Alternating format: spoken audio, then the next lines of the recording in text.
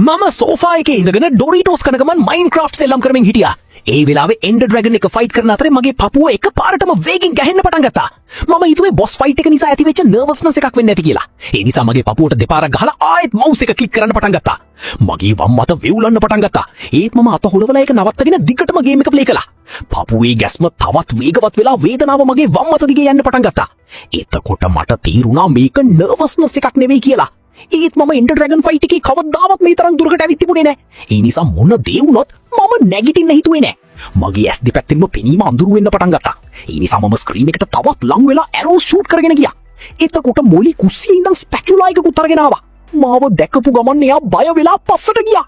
බේබ්, ඔයාගේ මූණ ඇයි මේ තරම් අලු පාට වෙලා? මං කිව්වා තව විනාඩි 5යි ඩ්‍රැගන් ෆයිට් එකේ. එයා සෝෆා එක වටින් ඇවිත් ස්ක්‍රීන් එක දිහා බැලුවා. ඊට පස්සේ මගේ වම් අත සෝෆා එකකින් පහළට වැටිලා තියෙනවා දැක්කා. ඇයි ඔයාගේ අත හෙල්ලෙන්නේ නැති? මං කිව්වා මට මේක කරන්න පුළුවන්.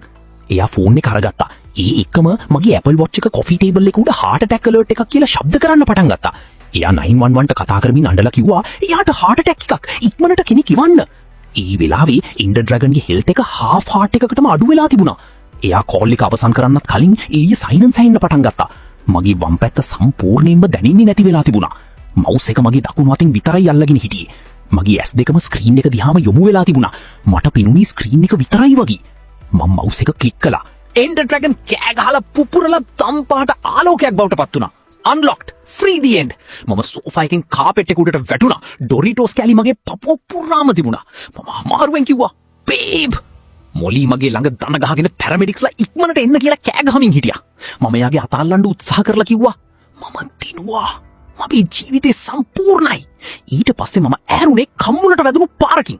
මොලි මගේ හොස්පිටල් බෙඩ් එක ළඟ හිටගෙන හිටියා. එයාගේ මූණ පුරාම මස්කාරා කමුණු නිසා ගලාගෙන තිබුණා. එයා කිව්වා ඔයා නම් පුදුම මෝඩෙක්. මම අමාරුවෙන් ඇහුවා බේබ් අපි ඇත්තටම දිනුවද? එයා පුදුමෙන් කෑ ගැහුවා අපි. ඊට පස්සේ එයා මට ආයෙත් කනේ පාරක් ගැහුවා. අපි නම වෙනස් කරමු දන්න නැතුව රින අනේ පළය